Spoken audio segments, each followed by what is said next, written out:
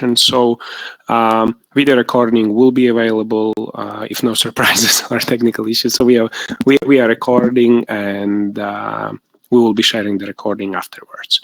And I think that on that note, we can start with the presentation itself. So what we will be speaking today about is advanced RPA reporting, or what every robot should report. My name is Edward Ślepecki. I am UiPath MVP, as well as I am running the company called Ective, on behalf of which I am today presenting. Our agenda for today would split in four categories. First is we will go through different process dashboards. Second part, we will cover the robot's KPIs, so what dashboards we create outside of the processes, but to monitor how our robots are doing. Then we would explain how does it work on the background, so it can be interesting also for the technical people as well. And last but not least, on the end, we would speak also about the utilization. So we would tell and give some hints on how to actually monitor the robot utilization. So for now, I would hide the presentation. And one more thing to mention actually about today's session, it is full of live demos. So let me bring Kibana on. The whole presentation will be done in Kibana, and as a tool we are using for reporting. And just one thing as to mention, that these are the live data, and these are the data of one of our customer in production. So all the things which you are seeing are exactly the data which business usually sees. Just kind request, if you can confirm, you can now see the Kibana on the screen instead of presentation, and we will dive in. Okay, great. So thank you for confirmation. The first sample I would like to bring on the screen is a process dashboard, and this is very basic process dashboard which we build for almost every process we have. It now got a little bit more complex, but I would walk you first through the very basic parameters, and then we would go with more and more advanced. So on this dashboard, what you can see is we have number of transactions processed, and just how does it work. So it is dynamic, meaning that you can select for what time you want your data to be displayed. So we are looking at previous week, and during the last week we were processing over 1,500 transactions, and average execution time for one transaction for this process is around 15 seconds. This is attaching purchase orders to SAP. So whenever the orders are processed, then we need to attach the document which customer sends also to the SAP itself. What we can see then down here is the success rate, where we on the time lab can see the number of transactions processed, where blue means business exception and red means system exceptions. This is quite a fancy and well-looking process. No worries, we will later get into more horrible ones. So in a bit worse ones, so we will have a look where there are the more exceptions and how it looks like. But two main things we are displaying also for business are we are showing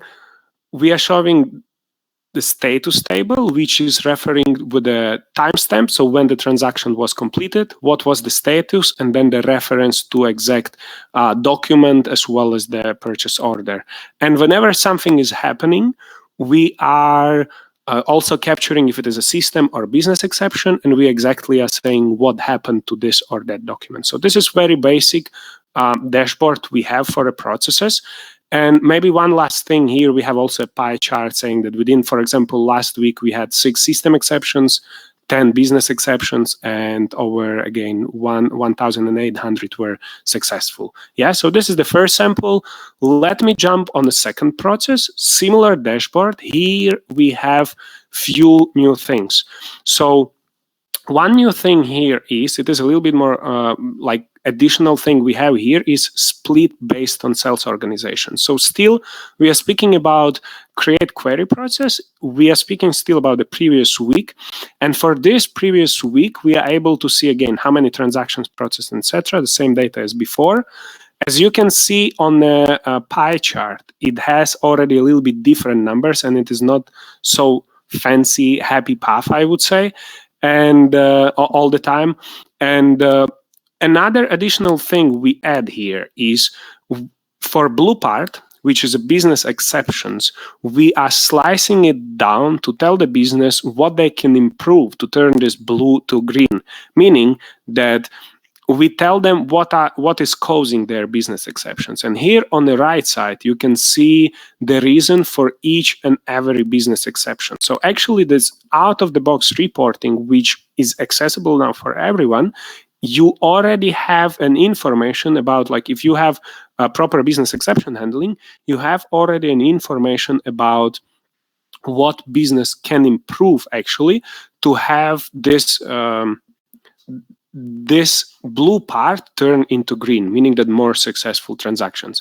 All the dashboards are interactive, meaning that if I click on any segment of the pie chart, it can filter it for me and say that, okay, here are the 8 system exceptions with a specific message in there, when it was happening, and how many in what sales organization. Same for sales organization. If I want to see what is happening in NO10, I just press here and I see that the numbers are changing. So I can easily interact with this, and I can change the graph per country, per any metadata which you can put into the data itself. So this is the second type of dashboard. And the third one, still we are speaking about the process dashboard. What is different here is that in addition to standard KPIs, which we were tracking here, like how many transactions we processed and how long one transaction takes, we also track how long the robot was running overall during this during the last week. So this robot was running for 10 hours. Here, as you can see, it is also not the fancy statistics. So we have around 4% of system exceptions, quite high number of business exceptions. The rest is success. Moreover, we see that like over 70% of the business exceptions are caused by the same issue. Yeah. And another interesting thing about this process is that this process has sub-transactions, meaning that if, like, I would make a sample with the invoices, if you're processing invoices, and if you, in one invoice, you may have several lines. So one line in the invoice, one line item is one sub-transaction. So here we are showing statistics not only for the transaction level, but we are also showing a statistics for sub-transaction level. And let me show it to you. So we still have a table with the references and saying what happened to what item, but also we have the same graph. As you can see, we processed 158 transactions, but in this 158 transactions, we had 844 line items, so meaning sub-transactions. And for those sub-transactions, we are also doing more or less the same thing. So you can, here is the reference to the transaction item and then the item reference. So from one transaction item, you may have 2 items, as it is for this one, and it may be 5, it may be 10. So here we have 4, for example, different items for one transaction. And we are showing the breakdown for business exceptions, for system exceptions, for other parameters, we are showing in the dashboard itself. Yeah. So you can see here again the success status, the system exceptions, and also for each individual item, we are documenting like what was the reason for this blue part for business exceptions, and we can tell business, for example, like what is causing this 80-20 Pareto principle. If you target 20% of the issues here, it should get rid out of almost 80% of the issues you have in the blue area in business exceptions. Yeah, so these are very standard dashboards we have for each and every process we are automating, and this is, I would say, kind of out of the box because we are not customizing it, meaning that we have one template. Why this template differs to demo 1, 2, and 3 is that we needed to hide some sensitive data. For example, here we still have the tables, which I mentioned on the previous two, but due to the fact that we had sensitive data, we removed this for demo purposes. But we have template like this, and in this template, it is enough to write just the process number, and dashboard, it is generated in few seconds. And the cool thing about this is that it is live dashboard, meaning that as soon as robot is, I can have a look what was happening today, I can have a look what was happening yesterday, what was happening last 1 hour, etc. So it is not the report which is generated on the end of something, what can be end of the week, end of the month, end of year, whatever, but this is live report, meaning that whenever a robot is processing one single transaction, you get the data updated live. What you can do here is you can set up the frequency of auto refresh, so you can say like every 5 seconds refresh or 1 hour, etc.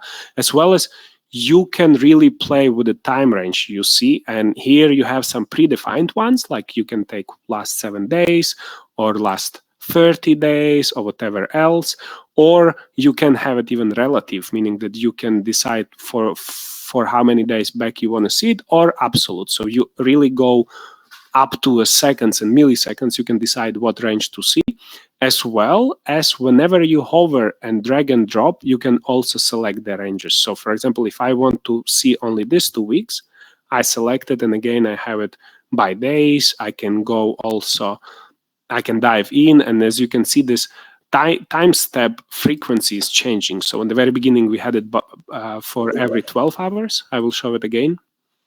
And let me quickly take it. Previous month, for example. So here, 1 bar is 12 hours.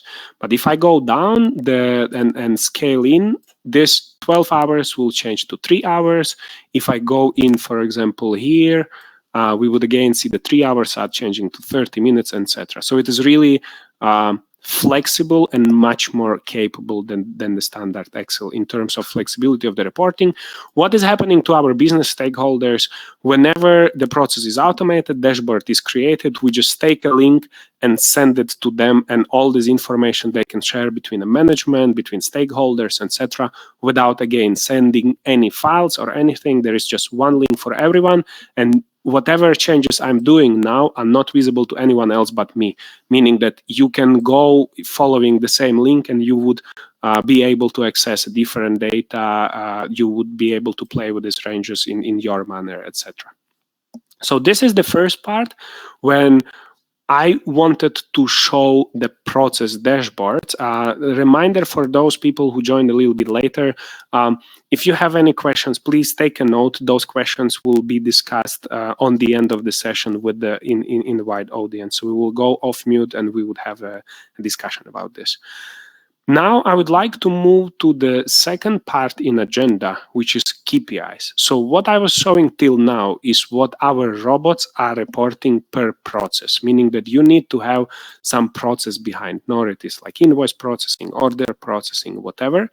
But what I want to show now is what we are reporting outside of the processes, meaning for all the robots. And here are some, I believe, a bit more interesting statistics. So as a reminder, these are the production data for one of our customer. And what we have there, we have currently 11 robots running, so 11 licenses plugged in.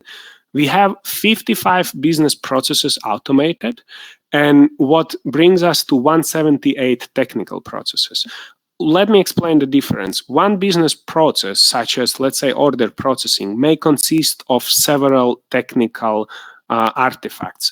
Like you receive the order, so we have one which is checking the email and, for example, downloading all the attachments from all the orders. This is one part.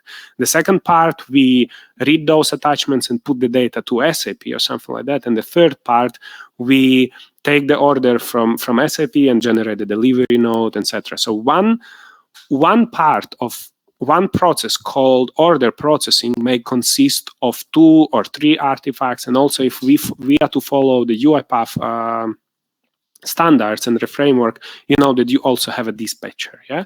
So one of the pieces is actually one of the technical processes is also a dispatcher, which is loading the items into a queue. But we will get there later. So for last week, if just out of curiosity, for last week we were processing 25,000 transactions. We had this number of processes running, and total time for all the robots running is over 500 hours in total. And here are some data we report. So same as we had for a process, we have for all the robots, we have the success rate. So we can see that all our processes and all our robots overall are having around 7% of system exceptions. And it is some average between processes like probably this one when we have, I don't know, 6, and we definitely have some worse, and processes like this when we have less than 1% of exceptions. Yeah. So we have an overview for all the processes together. Then we have the next part is we have the same thing in a pie chart, and then 2 additional things which we are bringing. We are trying to group those processes and try to display exactly how successful those robots are. And these 2 graphs, which you can see on the screen, both are showing the same thing, how many transactions were successful and how many failed, but one is absolute number. So as you can see, the most busy process was having over 4,000 transactions in last week. And here we are showing the same data, but in percentage. So meaning that how many percent of this data were like success, system exception, or business exception. So here, for example, you can see that the red one is quite small, but in percentage wise, it is like 1/3 of the process of the transactions was failing by some reason. So what it triggers for us and our controller team is to go in and investigate this process or assign it for developers to check it, and etc. Before I continue, because like it's presentation but not discussion, I just want to make sure you're comfortable in terms of if I'm not going too fast, if you can hear me well, if you can see the screen, and if there is no connection issues. If I may continue. So let me just know if I can continue, if all good. Just chat in. Yeah, thank you. Thank you for confirmation. So the next things I will bring on, which we are reporting across all the robots, is several metadata, I would say several KPIs, which we track per process as well as per transaction. So the first one is how many transactions every robot process. And here we have it split per business process and per technical process. Again, a reminder, because we may have one business process which is cut in several technical processes. And here we have like starting with 4,000 as the most busy, and something like 3 transactions last week, 4, 5, etc. So it is growing. Here on the right side, we show for each graph, we show the table on the right side explaining how many transactions each process had, and this can be also downloaded into a CSV format into the Excel table in case that you want to do some post-production. So all the tables which we were doing, and quite often case I may show here, is that whenever we have this exception table, quite often business users are downloading it for themselves, and they are using this exception table as a reference for them for future use. They are investigating, they're going one by one and trying to solve this business exception, etc. So this is not only that you are using it online, but you can download and actually add some additional columns if you need, mark it yellow, blue, whatever in Excel. So you have some post-production possibilities, I would say. So same here, you have a table here, you have a graph, and I just want to walk you through what are the main graphs we have. So number of transactions processed, same thing for technical processes. Then the next one is average process runtime. So how long in average one process takes us to run, and we have quite specific scheduling approach where our processes are not running longer than 1 hour, and even if they are to run longer, like for example, if we have 5 or 6 hours in a row to process, we are restarting process every hour because we check if all the other processes doesn't need to run before to don't fail the SLAs. I will be speaking about this in a part about the robot utilization. So for now, we can see how long in average our processes are taking. And again, you have a table where you can go and find for each process how long in minutes it takes. Same thing, but now for transactions. So how long the single transaction is taking, and this data are in seconds. So here we had it in minutes. Here we have it in seconds, because most of transactions are not taking longer than definitely longer than hour, and most of them are not longer than 10 minutes. So here are some data about how long in seconds every transaction takes in average per process. Yeah, so we have some information about how long it takes, and then whenever we have to schedule the new processes, we know how it actually behaves. Next one is how long the processes were running in total, meaning that we have a time span for previous week. We can take also the other data. So if I take, for example, last 7 days, it's the same. So let me take last 24 hours. So in last 24 hours, we can see, for example, on the graph, which is here, process runtime,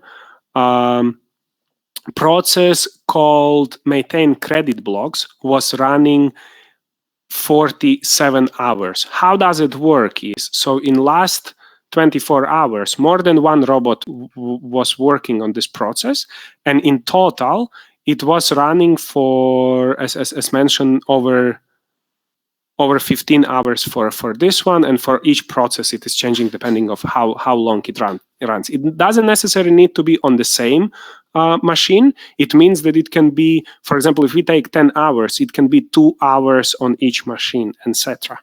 So this is about how long the process was running overall in total.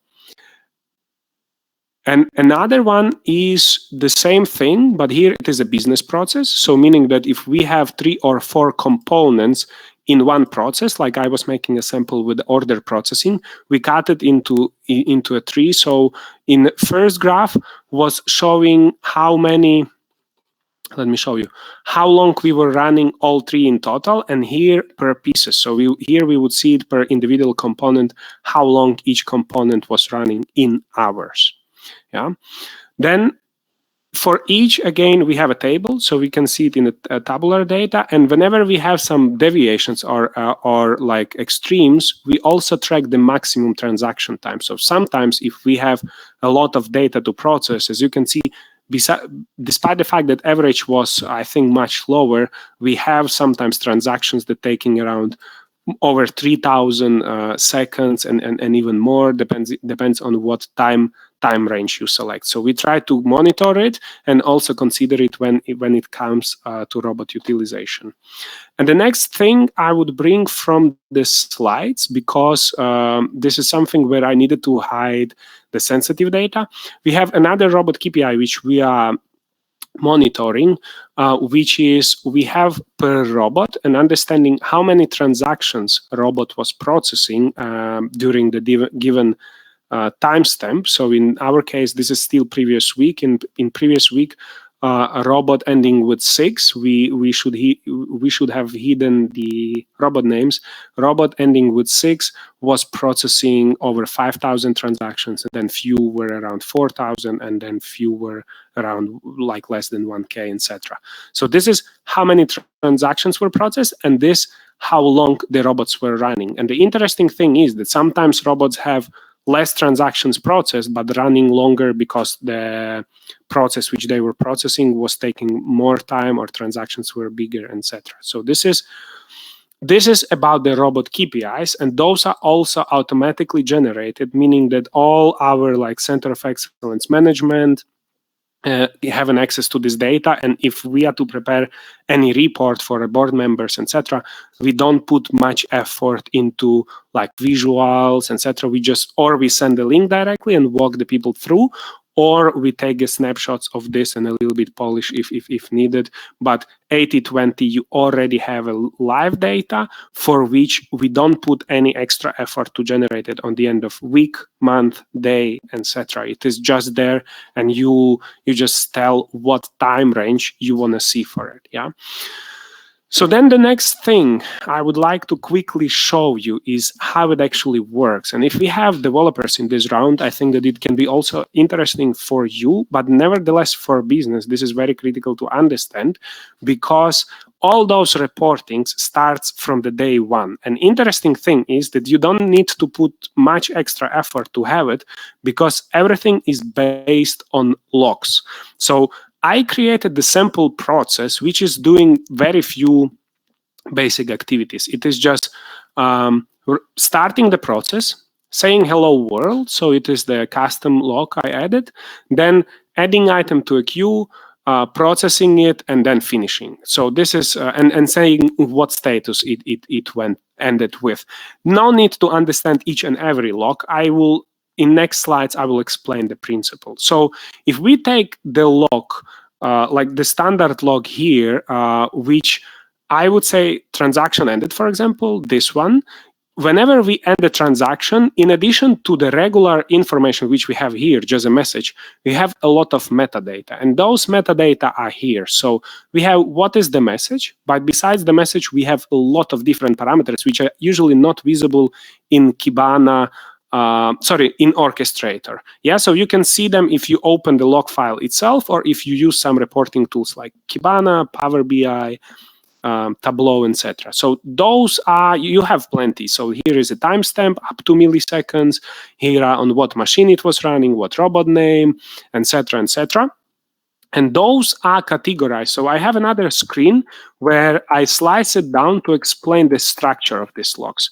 So the first part is standard, and every robot that you are running is producing these logs. Moreover, I can say that regardless if you're using UiPath or Blue Prism or Automation Anywhere, they're producing something similar, meaning that it is not only UiPath tailor-made thing, but all the applications, actually, even if you are using Excel or any Windows application, it is producing some logs. So based on these logs, you can build a visualization.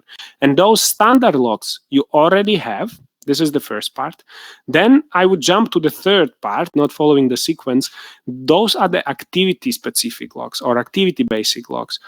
What doesn't mean activity-specific is that those logs are produced only when certain activity is happening. For example, this activity is transaction ended. So in addition to basic information like timestamp, etc., we have the information how long it was taking to complete. So it was taking 10 seconds. What was the status? In our case, it was failed with a business exception, and some other parameters which, like, for example, what was the reason? So the data were not found in the email, etc., etc. Those you will not find for standard log as a hello world, because here we don't have, like, we didn't complete yet the transaction. Same can be applied to a process and etc. So it is only for specific logs which are automatically generated. And then the third part which we are doing is we are adding custom logs. And the purpose of this custom logs is that, for example, the sales organization, which I was showing before this filter, your robots doesn't know by default what at all is the sales organization. So you need to code it inside upfront and add this stamp, metadata stamp with the sales organization into your code. So later, whenever you are processing it for Norway or France or Italy or any country, you would have it correctly assigned, and then based on this, you can visualize the data. So this is the background, and the good things about this is that you already have everything. You just need to visualize it. So meaning that if you run your robots, it doesn't matter if you have hundreds of those or you have just 3, you already have this red section and this green section present, and meaning that if you are running it for 1 year, but you didn't yet plug in any reporting tool, if you plug it in tomorrow, you would have all the historical data for 1 year the same way as I was showing for previous week, month, etc. And I would like just to show you how we actually build this and what are the basic principles of creation the dashboard. As I said again, there is no rocket science behind it, and this is all based on logs. So what I have here is, for previous week, we produced over 1.5 million logs, yeah? And then I can specify what information I want to see out of here. So I would try to add date histogram and not just see the total number of it, but I want to see it per some time. So if I press run, I can see that it is showing now per timestamp is 3 hours. So every 3 hours, how many logs we produced. And here we can already start analyzing what was like the robot utilization, where it was more busy, when it was less busy. And if I want, for example, to learn about how many transactions I processed, and as you remember from my slides, whenever the transaction ends, it creates the log of transaction ended. If I press on transaction ended, it immediately drops down from like about 1 million to several thousands. Yeah, so we immediately can see that the scale went to 6,500, and the highest number is 6.4 thousand transactions were ended on July 31st around 3 a.m. my time, so CST. And then if I want to see, for example, how many business exceptions were there, I just add the message also business exceptions. And again, it drops dramatically, showing that in our peak time, there were only 600 business exceptions. Yeah, or same can be done for system exceptions, etc. So then you can enable the creativity and think about like whatever data you put in, you can build different graphs as shown. You can then later segment it per process. So if I want to, for example, show it per process, I can just go into terms. I can say custom process name. So as you can see, we have a lot of different custom logs. So I go and say process name, and then we will see that it will color it per process, meaning that this blue one seems to be dominating, and it is like attaching documents to SAP again. It has quite a lot of transactions. Then we have another one, what is survey reminder. And for each process, we can see how many system exceptions there were or how many transactions were processed in total. And those colors, as you can see, changing. So if we remove the business exception category, we can see that the numbers changed, and remittance advice clearing as a process was dominating during the most of the time. So this is shortly about how it works, and we are jumping to the last section before starting our discussion, which I am truly looking forward to have. I would like to show you how we use this data also for tracking robot utilization. And I would show you one thing. So here is the sample of one robot. We use specific method of scheduling, which allows to utilize robots quite heavily. What means quite heavily? In previous week, we were running robot for over 90 hours. Oh, sorry, over 80 hours. Yeah, so 87.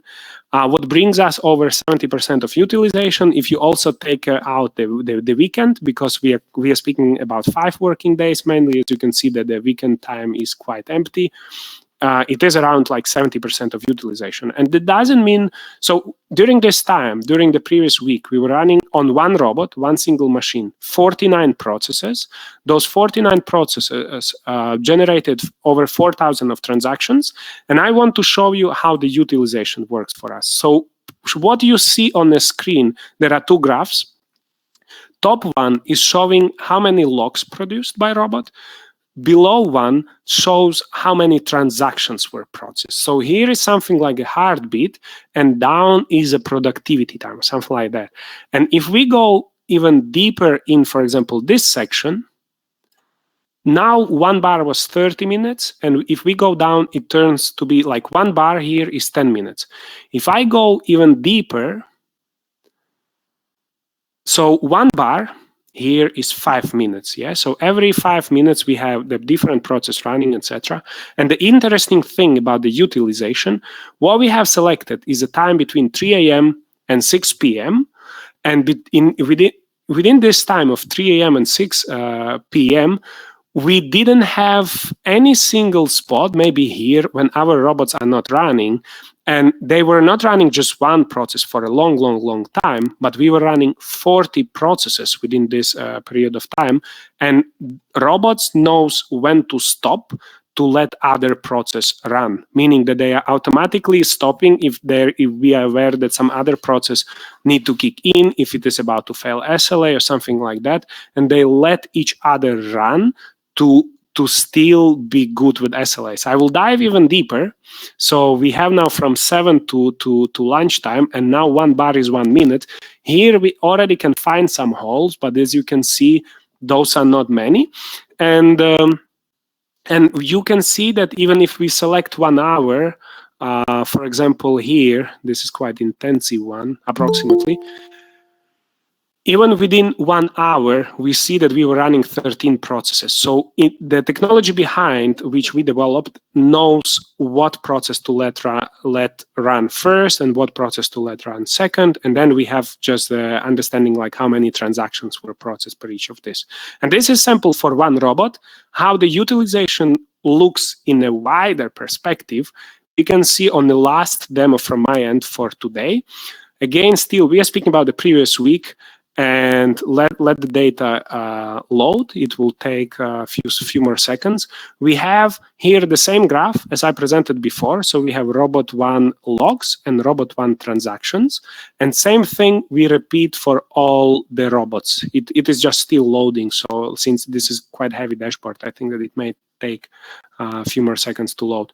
As you can see, we can easily go inside and monitor where we have some, let's wait, and I will try to refresh. Too late. I think it was already loading. Using this dashboard, whenever we have a next process, so we had it around 150 or something like that, 150 processes. Whenever we have 151 process, we know on what robot to put it and where do we have the most of the space. So we take it on a weekly basis or on a monthly basis, depending on like what is the frequency of this process. And we can easily go inside and see where is a good time to run it. Let me refresh it. Sorry for inconvenience. I think that it should not take longer than 20-ish seconds. If we get stuck here, I would later include the recording in the video, and I would just quickly walk you through, so it will be available in the video, but I believe that we would still be able to pick it up. In the meantime, I think we are reaching the 40 minutes presentation time, so I don't think that I would speak for more than 5 minutes since now, meaning that you can start preparing your questions and we would just have open discussions. I'm really curious, guys, what's your experience there, like how you're handling it. If you have any questions or you want to go back to any of the dashboards, you just let me know and we go back and dive in. So we have the data loaded, and as you can see here is robot 1, robot 2, robot 3, 4, 5, and up to 11. We have an overview how busy our robots are. And whenever we need to plan something in specific day, we can scroll down and see that, for example, robot number 7 is really not busy during most of the day and having just some peaks with one of the processes. Yeah, robot number 8 is crazy busy, so we would not put anything in here, etc., etc. So this helps us to heavily utilize the robots, the licenses which we all are paying for. And here is the overview for all robots. So we can here easily identify where are the peaks, and peaks in terms of robots productivity, meaning that logs produced, as well as where we have the most of transactions. And here 1 bar means 1 hour. So in 1 hour at the peak time, we have over 2,000 transactions processed, as you can see. And then in some lower times, we may have it under 500s, etc., where each color means a separate robot. So I think this is it for dashboards. So for a quick recap, what we went through was process dashboards and 3 types of it. First was the basic one. Second was with the sales organization and business exception drop down or kind of pie chart where we segment those business exceptions. The third one was for sub-transactions, so not only transactions, but also sub-transactions processed. Fourth one was long dashboard with many different KPIs. Then we built the one dashboard while talking. Then again, we have the utilization on a sample of 1 robot, how it looks, and we dive in and see how robots are kicking in and out, letting each other run and meet SLAs. And on the end, we have the same picture. I can also dive in here and again have a look on how many processes we have, how many transactions we are having, or how many logs we are having in given period of time. What helps us dramatically to improve the utilization of our licenses whenever we speak about unattended automation. And quickly to summarize what everything I wanted to deliver as a message for today's presentation. Excel, and if your robots are still on the end of any iteration, end of run, end of hour, end of day, or whatever, generating the Excel report, I want just to say that this is not the best thing for reporting in 21st century. We have plenty of tools which are online, live, and can be well used. And here I would like to highlight that we have a Kibana because with this customer we work for already quite some time before even UiPath Insights were present. But as of now, you have a plugin possibility of UiPath Insights. You don't need any additional tool like outside of UiPath infrastructure. So you can have this UiPath Insights, and with this you can just start visualizing what you already have. Another thing I wanted to deliver as a message here, remember I was showing the log structure, and in the log structure I was showing the custom part.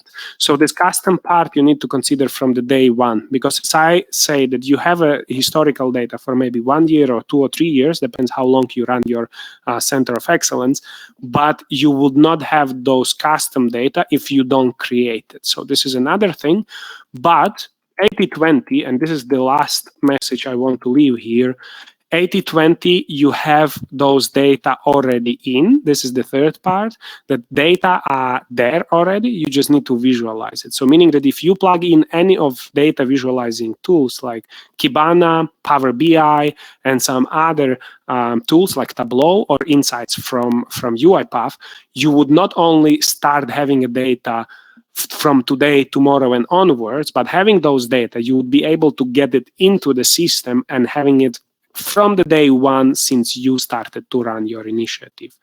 So here I want to say thank you. That's end of my presentation. After the presentation, if your question will not be answered during the Q&A, you know how to find me. Here are the contact data on the screen. Add me on the LinkedIn. I'm quite often there. We can chat there, and we can discuss if you need any support. So feel free to reach out. That's it, guys and ladies. I'm looking forward to our Q&A. So if there were any questions, this is the best time to bring it on, I believe. Are there any questions? Yes. Hello. Hello. Yes, I can hear you. Yeah. Good evening, Edward. Rohan here from Bangalore, India. Yeah. Hi, Rohan. So my question, the way you explain, it's quite clear and well understood. But basically, I'm a developer. So being a developer, how to there is any documentations how to I create a Kibana? I mean, how to integrate between the UiPath Studio? I mean, from orchestrated logs to the Kibana. From SQL Server to Kibana, how do I do it, that part? I think that this is, so I got a question. Let me repeat it for the audience, and also you tell me if I understood it wrong. So the question is, you are RPA developer, and your question is how you as a developer integrate your logs which robots are producing with Kibana. Kibana specifically, or any other data visualization tool, sometimes require the hardware, some server to run on. So first of all, it starts not with developer to take care about this, but it also starts with the IT infrastructure to set it up for you.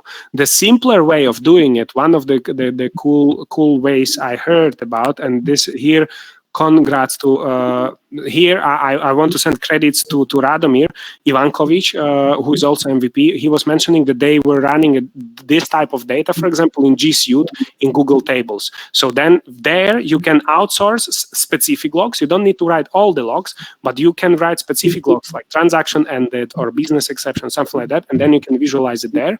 For all the tools like Kibana, Tableau, Power BI, or SAP Analytics, it is usually already in a company when you are starting RPA journey. So you just talk to reporting team and ask how you can get the API connection, or for some of the tools, UiPath has an integration, so you can just integrate it on a backend level, and those logs will be synchronized, and you just need to go and set up the dashboards the way I did.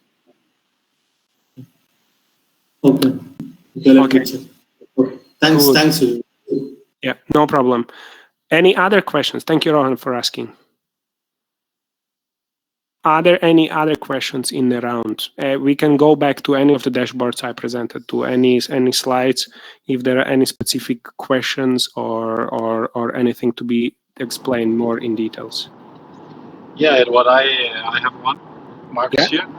Marcus. And so one of the keynotes that I picked up was that you said that utilization of the robots is key here. And you used a lot of data in the Kibana to utilize your robots. And how did you, technically, how did you schedule your robots to achieve this high utilization?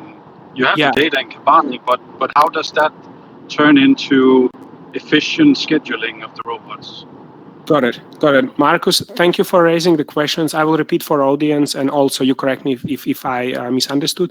The question is that I was mentioning the robot utilizations and and I was mentioning this is quite critical. I was also showing it in Kibana as a kind of result of how it is running and some data about this. But the question is how exactly we schedule it and how do we do it in like how we achieve this kind of this level of utilization. And here the answer is Kibana, I think, only triggered us to get to the point where we are nowadays with the utilization. So before, when you have just Orchestrator, you may more or less assume or go and check into Orchestrator to see like how busy your robots are, kind of. You have a gut feeling about this, but you don't really know. And then when we plug in Kibana, we started to analyze and learn about this. And one of the reasons, what I was mentioning during the presentation, we recalibrate, if I may say it this way, we refresh the schedule every 1 hour, and for some robots even more frequent. It depends on what is the SLA, to check if, for example, your robot, some other robot is not more urgent in terms of SLA, you know. So you may have a process which is to run for 4 hours, but like SLA is 1 day, yeah. So if no other transactions are in between, why not to run it for 4 hours in a row? But if during the second hour of run you have some transaction knocking in for more urgent process where SLA is 1 hour or less or more, we then have developed the API solution, which is knowing about this and letting this process running first and pausing the one which has a longer SLA. And then after this urgent transaction is over, we continue our 4 hours run. Yeah. So whenever there is something urgent coming in, we stop our less urgent processes. And this is automatically categorized thing and automatically running 24/7, meaning that even if some robot stacks, it would be able to clean it up and let all the other robots run. So we have a in-house built solution for that. I am still planning to have a webinar for this, and moreover, as an MVP, I am planning to talk also to UiPath to make it as a part of functionality of Orchestrator, that you would have this dynamic scheduling and dynamic allocation as a part of standard functionality. So far, it is not there, and we are using APIs to achieve that result. Marcus, let me know if it was an answer to your question. That was a very good answer, thank you. And the webinar sounds like a really good idea, and I look forward for them. But in between, if you, I mean, for more details, still chat me on LinkedIn. We can speak about this separately. Maybe we can help before the webinar. So just let me know. Good. Any other questions? Utilization, process dashboards, KPI dashboards. Is there anything else we need to clarify in this round? Hi, Edward. Lucas here. Can you hear me? Lucas. Yes. Hi, how are you? I get the question. You know, this topic is pretty heavy. I'm not sure, you know, how much organization are currently in a shape that can have, let's say, its internal COE prepared with all the knowledge to support, you know, such a great, let's say, reporting staff. So my question is, you know, from the perspective of the center of excellence, who's at the end in charge for managing all the stuff which you just presented? Yeah, so thank you, Lucas, for a question. Let me repeat it for the audience and just let me know if I understood it correctly. So the question started with the Center of Excellence, and we have different level of maturities of different companies. And your question is, if I understood correctly, who in Center of Excellence is responsible for making it happen or having those reports? And here, my question will not be like straightforward, this is the guy, but there are several levels. So IT is responsible to provide you, or if nothing like that exists in a company, they need to provide you infrastructure. So you just need, for example, for Kibana, you would need additional Elasticsearch server, then this SQL server, etc. So you need some hardware, or cloud, where all these things will be running. IT should set it up. So this, like setting it up, initial setup on the very beginning, just that you go to the site and it is opening for you, this is with IT. Then, of course, pushing IT is the responsibility of Center of Excellence lead or Center of Excellence champion, depends how you call it. So this is the initiator, because IT don't care they don't know even what you need. So you need to come and tell them. A bit different situation is if you have already some reporting in place, because you don't necessarily always need to create it for RPA specifically, but you may have Power BI running already for ages in the company, or SAP Analytics or Tableau, and then you don't need to reinvent the wheel. You just say, hey, okay, so if we have a Tableau, give me the connection APIs, give me the access. Yeah, you just grant to your developers, to your business users, you just grant the access, and then you just start filling those data in. Yeah, so then as a champion, as a Center of Excellence lead, should just arrange it and actually provide to developers all these API things needed, etc. If we had to speak about the external providers, usually we as external service providers, whenever we do a Center of Excellence, one of the questionnaires we have is about the reporting. We ask, do you have reporting already running in place? And is it Power BI? Is it Tableau? Is it some startup behind the corner? Yeah, so we don't care what it is, but let us see what is there and how our robots can communicate with it. Because if you have it already in-house, it doesn't make sense to add Kibana where you have Tableau. So this is the second part of the answer. So the first one is IT. Second is the always champion, who is like triggering this whole Center of Excellence lead. And last but not least, developers. On the end, when you have it already, on the very initial point, developers are the ones who need to be very conscious about like what they are logging. So they need, whenever we design any process, any user story, if I miss the logs, I go to business and say, hey, do you want, for example, some segmentation of the data based on sales organization, or what else do you want to see? Because to me, invoice processing doesn't tell much, or even create queries or something. There are quite specific processes. So then we ask business analysts to ask what should be the segmentation, and developer should put this data in. So I think that this is quite wide answer to your question. It always starts with Center of Excellence lead, who needs to trigger and show the demand. If there is external provider should educate this lead and support him in terms of clarifying the questions with IT, etc. And on the end, like everyone is involved, business analysts, developers, and etc. Let me know, Lucas, if I answer your question. Again, it was quite wide answer. If you want to specify any particular role, I'm happy to speak about this. Well, I think that you answered the question a few times. It was covered from all angles, which you can just imagine. And there is just one note in a chat that, because, sorry, there are a few questions from Vladislav. So if yes. there is a question, if you can jump in and just look at these 3 questions. Yeah, I will read it. I will read it aloud. And Lucas, thank you very much for asking questions. Vladislav, thanks for asking, first of all. The first question is, did you use UiPath Insights? And continuation of the question says, what are the pros and cons comparing to Power BI, Kibana, and other third-party tools? Would you recommend to use Insights?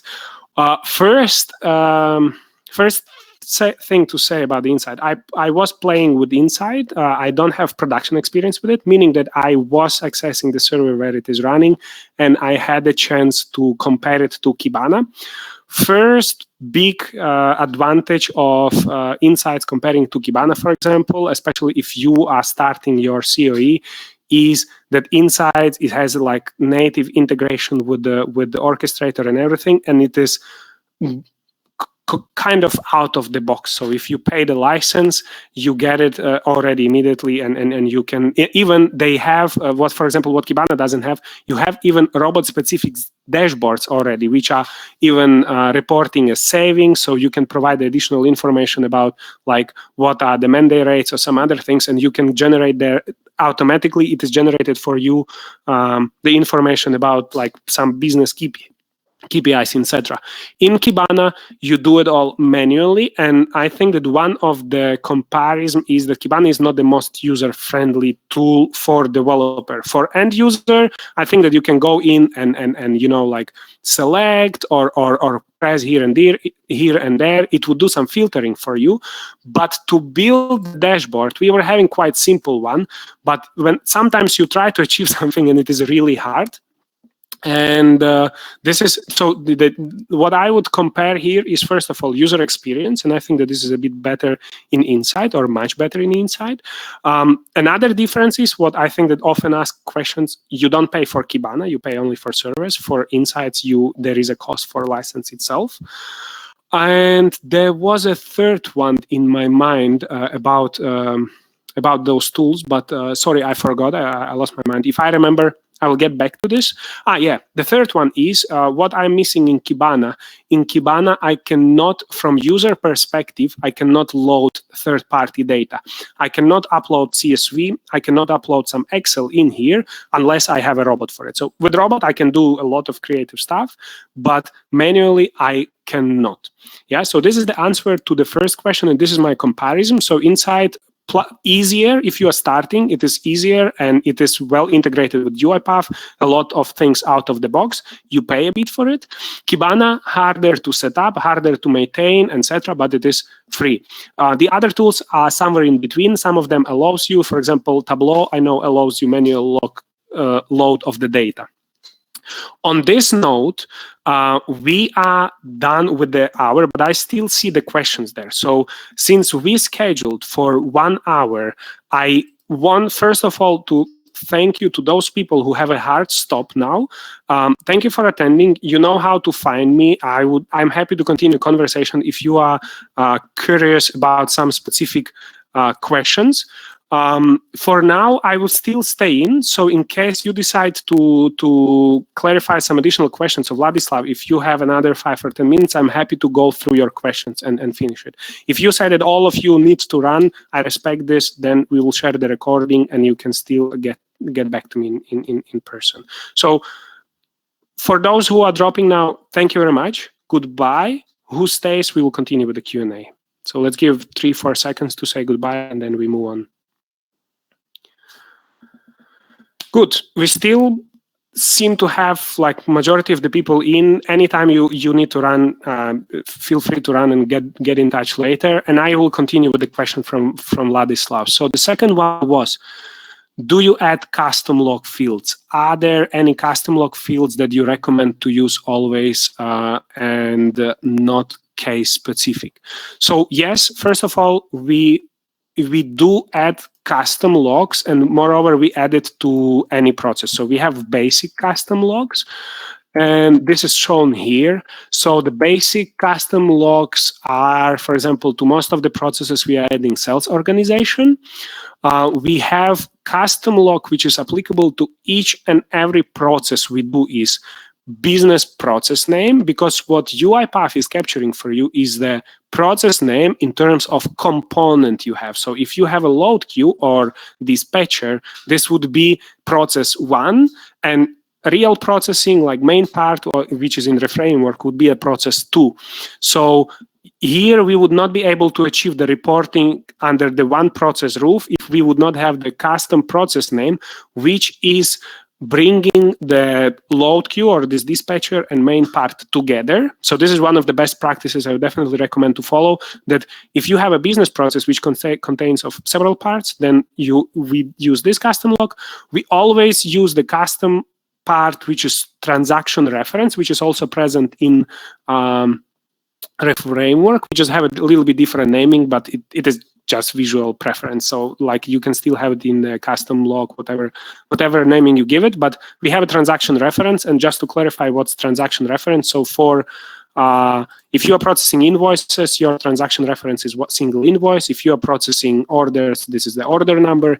If you are processing attachments, this is the path to attachment, whatever what would identify for you the unique piece of information. And then some process specific ones, as I say, that we have like sales org quite often. We have also business exception categories. So the fancy the diagram which I was showing when we have the categories, it is not out of the box, so we need to tell robot what is the like customer is not sold to party, yeah? Or in SAP or wherever you are processing it, you would have the ugly message saying that I don't know, number was not accepted, but it doesn't mean anything. So business analysts tell us that if you on this transaction on this screen, if you get number was not accepted, this means that customer is not sold to party. Yeah, so then we put this custom message here for business exception category, as well as business exception itself also is the like exception message you see here, no valid data found. It is also something definitely we put, and this is not something that UiPath writes often by default. Like category message we have, category you don't. So this is partial answer. So this is more universal, I would say, Vladislav. So these are those we use for any process, regardless of process specifics. And we always force our business analysts to go and ask business representatives saying, hey, what do you want to be shown? And it is very important that they don't speak about this when you present to them dashboards and say, hey, here is your dashboard. And they say, yeah, but we wanted also sales organization, something like that. And then we need to go back to a code, publish a new version, and adjust it. So always we ask about this while developing, so then we have less work later to maintain it. This is answer to the second question. And then the third question was, do you automatically remove logs so orchestrator or Kibana dashboard runs smoothly? What volume of logs number keep in Elastic and SQL? So, I mean, the important thing here is Elastic because it has this indexing and it is capable of running much like indexing the data much faster and searching for the data much faster, etc.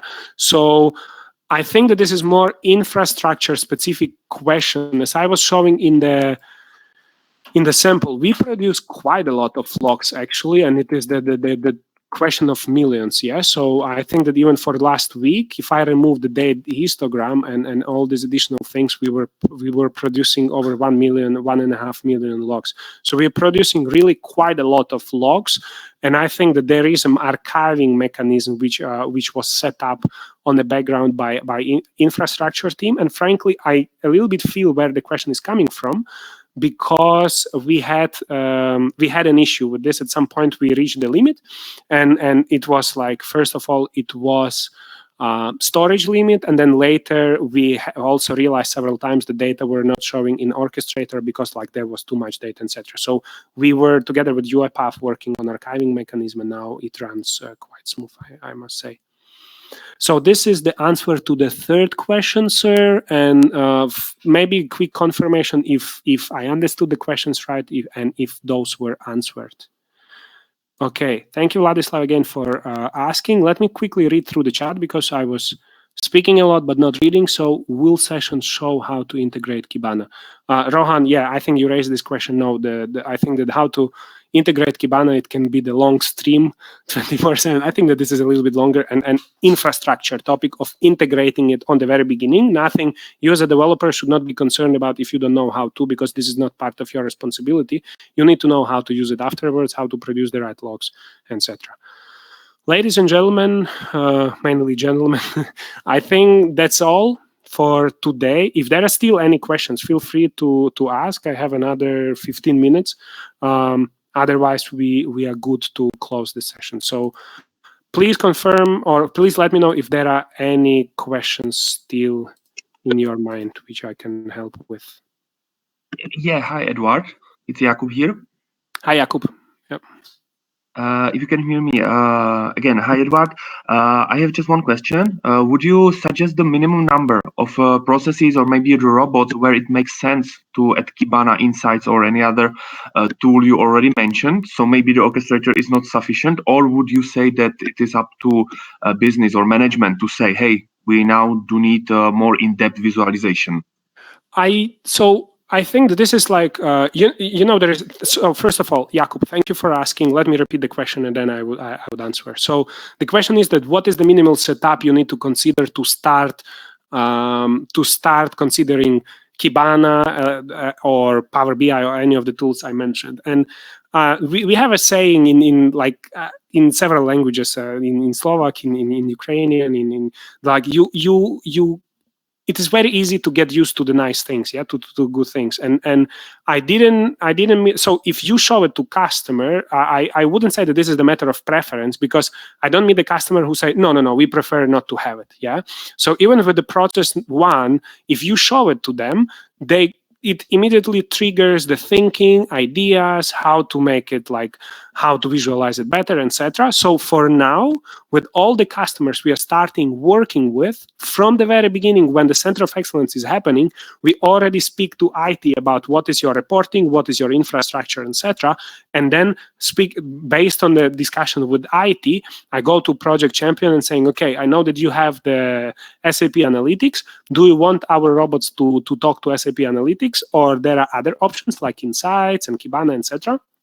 Or you say that, okay, there is no budget and we can try GSuite, which is very, like, I think that the minimal and the simplest one, but also it will not be as fancy as Kibana, for example, and Elasticsearch in terms of like speed of search, etc. But it would still be live data. So you can throw some specific logs into a GSuite and you would have, like, the second robot finish the transaction, it would show it in GSuite. So answering your question, I would say that minimal amount is like one process, and then all the rest is, like, depending on the budget, depending how fast, like what is demand of what is the need of the customer, and then what they are ready to pay for it. So if it is some basic free tool and they are okay to invest into infrastructure like Kibana, or they're happy with going for more user-friendly and more native to RPA as an insight, where you already have the ready dashboards and etc. But minimal is one, because like now we start from, like, we don't have a robots yet running, but we already discussed the reporting with one of our projects, which are just starting, because we are including it in Center of Excellence enablement. So that's the answer. Please let me know if I understood the question right, and if you got your answer. Yeah, I get my answer. Thank you very much. Yeah. Thank you, Jakub. Any other questions? Maybe just yeah. Hello, Yaroslav here. Basically, my question is, if we are using Elasticsearch Kibana stuff in our company as well, because it has a lot of benefits, like you can set up heartbeats, colors, in parallel together with file beads and plenty of other, let's say, vSphere modules to monitor your virtual machines running somewhere. So you can get basically plenty different type of logs in one Elasticsearch stack, and you can visualize all of them in one single Kibana dashboard using the log stage in the middle.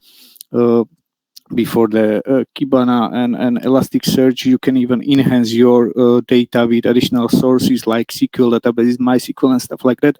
So basically, you can use this and create really huge Kibana dashboards, comparing to something which is really coming out of the box in the particular software like UiPath, which is quite good as you mentioned, but basically if you need something on top of it, you need to build it on your own, and basically this is where the Kibana comes in, and you can utilize it as needed and add data as you need, basically to visualize for your needs, for monitoring purposes, let's say, for support activities, for reviewing, let's say, those gaps in the processes and stuff like that. And my question here is, the solution you are showing, comparing to built-in out-of-the-box UiPath Insights, you are using some kind of file bits which are monitoring certain log files and passing them to the backend Elasticsearch, right? Correct. And this is what we are reviewing. Okay. Correct. Yeah, and I think I really thank you for mentioning it, Yaroslav. I like just to highlight, you're absolutely right. And here comparing, like coming back to the question of Vladislav, comparison is that you have fancy and cool out of the box. It is maybe, I don't know if it is right comparison, and apologies if I do it wrong, but if you compare Android and iOS, in iOS you have you have locked system, but this system tries to provide you like great user experience. Yeah, so they're always saying how great it is and how they think about this and how great their design is, etc. Where Android is like a bit of constructor. So even if you are not a super techie guy, you start with downloading the plugins and other things. You can customize your desktop, etc. So in terms of customization, no doubt that that like if you go with something more sophisticated like Kibana or like Tableau, you can get more data in single place. And if we, for example, what I like about Tableau is that you can also get it from different sources, like even manually. There's uploading some data, and then you have like robot data plus some people entering the data, and it is quite nice cooperation, I would say. Where so Kibana is more ugly-ish or not that user-friendly as Insights, but very capable, and especially having Elastic running in the background, etc. It's definitely much more capable, as Yaroslav said. And Insights, you get a lot out of the box from the very beginning, more user-friendly, but of course, like you may face some limitations as well. But thank you very much, Yaroslav, for bringing it on. Sure. Good. Then, like naturally, I feel that we ran through all the questions. Really appreciate you joining the session. If there were no technical surprises, we would bring the recording on shortly, still this week. I will publish it as a link to, like it will be stored on our website, and I will publish it on LinkedIn, so you would know where to find it, and it will be always there. So there will be a recording. And for now, I believe that's it. I really appreciate the participation. More things to come. We are planning now to have a session for using Swagger. It is a little bit more technical stuff, so not business, but more for developers using APIs and Swagger. And later, we still plan several activities, including what I was mentioning to Marcus, including this robots utilization, etc. So stay tuned, and I really appreciate this hour you spent with me and in this round. So thank you very much. Have a great rest of the day. Get in touch. Bye-bye. Thank you. Take care. Bye. Thank you.